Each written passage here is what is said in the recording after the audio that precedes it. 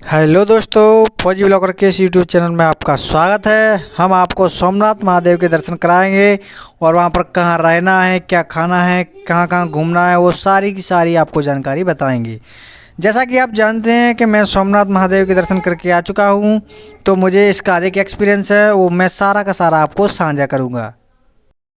दोस्तों, सोमनाथ महादेव का मंदिर जो कि 12 ज्योतिर्लिंग में से एक है, यह सौराष्ट्र जिले में पड़ता है। मैंने ट्रेन के द्वारा ग्वालियर से वेरावल की दूरी तय की थी।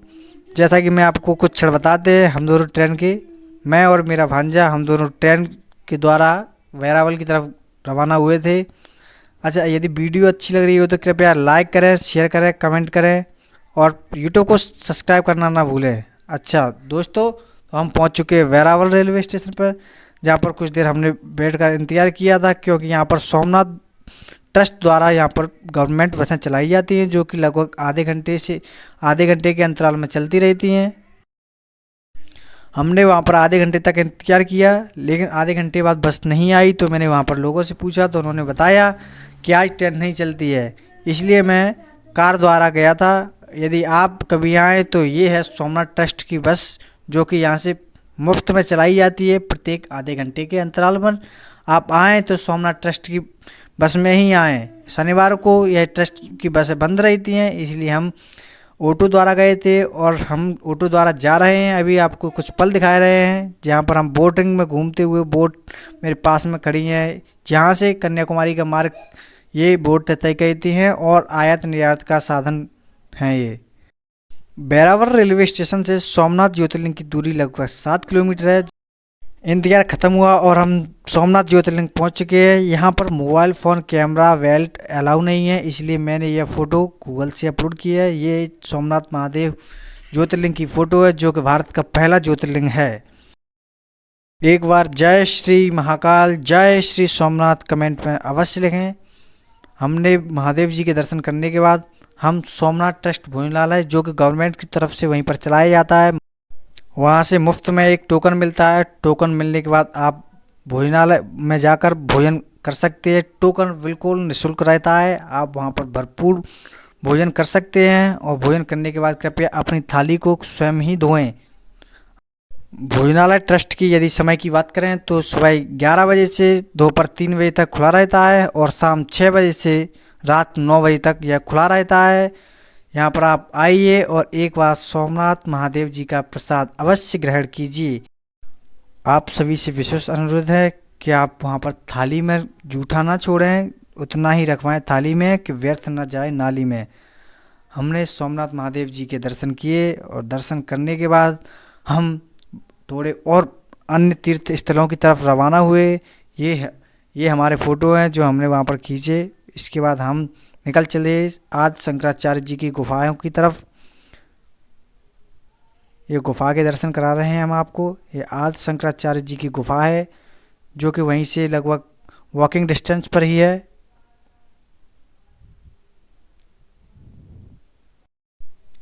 आदि शंकराचार्य जी के दर्शन करने के बाद हम निकल चुके हैं बलदेव जी की गुफा की तरफ। दोस्तों, ये बलदेव जी की गुफा है। यहाँ के कुछ फ़ोटो आपको इस तरफ शेयर कर रहे हैं। ये बलदेव जी की गुफा है, यहाँ पर बलदेव जी रहा करते थे।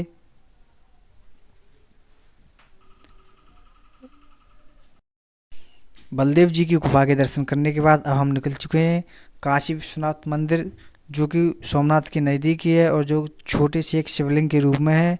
इनके दर्शन करते हैं और इनके बाद हम करते हैं ओमकारेश्वर जी महादेव के दर्शन, जो कि उन्हीं के नज़दीक है, वो भी शिवलिंग के रूप में है।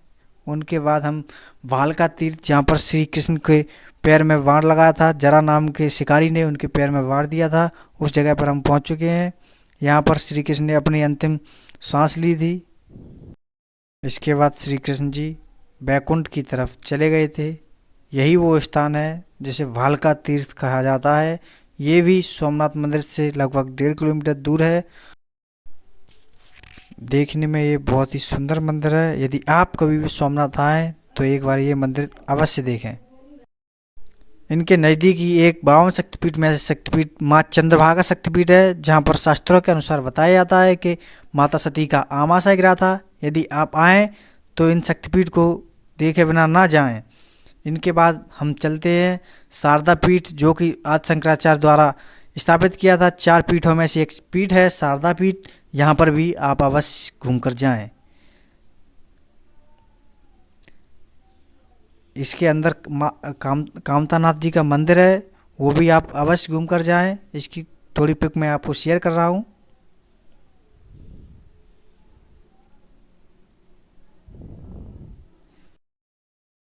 कामनाथ महादेव का मंदिर काफ़ी सुंदर है, जिसके अंदर भगवान नरसिंह भगवान की मूर्ति है एवं 12 ज्योतिर्लिंग सभी के सभी यहीं पर स्थापित हैं। आपसे मैं बार बार कहता हूँ कि आप यहाँ आए तो सभी के दर्शन करके ही जाएं। आपको यात्रा जिंदगी भर याद रहेगी, ऐसी यात्रा होने वाली है। ये 12 ज्योतिर्लिंग हैं, सभी यहाँ पर छोटे शिवलिंग के रूप में स्थापित हैं। अब हम पहुँच चुके हैं हिंगलाज माता मंदिर, जो कि बलूचिस्तान से आकर यहाँ पर एक दिन के लिए पांडवों के यहाँ सुरक्षा के लिए यहाँ पर आई थी। ये गुफा में है, अंदर मैं आपको दर्शन कराऊंगा। यहाँ पर कैमरा ले जाना वैन है, लेकिन मैं आपको वीडियो दिखा रहा हूँ ताकि आप भी दर्शन कर सकें। दमा रोगी कृपया इस गुफा में ना आए, क्योंकि ये पृथ्वी के अंदर है, तो यहाँ पर थोड़ी घुटन सी महसूस होती है। इसलिए इस गुफा में दमा के रोगी ना आए। हम यहाँ घूमने के बाद थोड़ा